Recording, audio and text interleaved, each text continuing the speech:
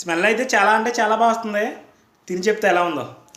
Banana custard pudding కోసం అరటిపండు ముక్కలను మిక్సీ జార్లో వేసుకుందాం. తర్వాత 1 కప్పు పాలు వేసుకుందాం. తర్వాత 1/2 కప్పు పంచదార వేసుకుందాం. తర్వాత 2 స్పూన్లు కస్టర్డ్ పౌడర్ వేసుకుందాం. తర్వాత 2 కోడిగుడ్లు వేసుకుందాం. తర్వాత 2 ఇలాచీ గింజలు వేసుకుందాం. తర్వాత మెత్తగా మిక్సీ పట్టేసుకుందాం. ఇప్పుడు పెన్నంలో 1 కప్పు పంచదార వేసుకుని కరిగించుకుందాం. ఇప్పుడు కరిగించుకున్న పాకాన్ని గిన్నెలు వేసుకుని గిన్నె అంతా స్ప్రెడ్ చేసుకుందాం. మనం ముందు మిక్సీ ఆడుకున్న అరటిపండు గుడ్డు మిశ్రమాన్ని వడకట్టుకుని గిన్నెలు వేసుకుందాం. ఇప్పుడు ఒక గిన్నె వాటర్ వేసుకుని మనం రెడీ చేసుకున్న మిశ్రమాన్ని పెట్టేసుకుందాం. తర్వాత మూత పెట్టేసుకుని స్టవ్ మీద పెట్టుకుని ఉడికించుకుందాం. అరగంట అయితే అయింది. ఫుడ్డింగ్ అయిందో లేదో చూద్దాం.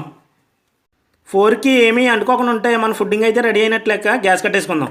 ఫుడ్డింగ్ చల్లారిన తర్వాత ఫ్రిడ్జ్లో పెట్టుకుని కూలింగ్ అయిన తర్వాత కట్ చేసి తిందాం. గంట అయితే ఫ్రిడ్జ్లో పెట్టానండి. ప్లేట్లోకి తీసేసుకుంటున్నా. గార్నిష్ కోసం వేపుకున్న పల్లీలు అయితే వేసుకుంటున్నా. నిజం చెప్పాలంటే జిన్ని టేస్టే ఉంది. జిన్నిలాగానే ఉంది. ఖచ్చితంగా మన వీడియో అయితే చూసి లైక్ చేయండి.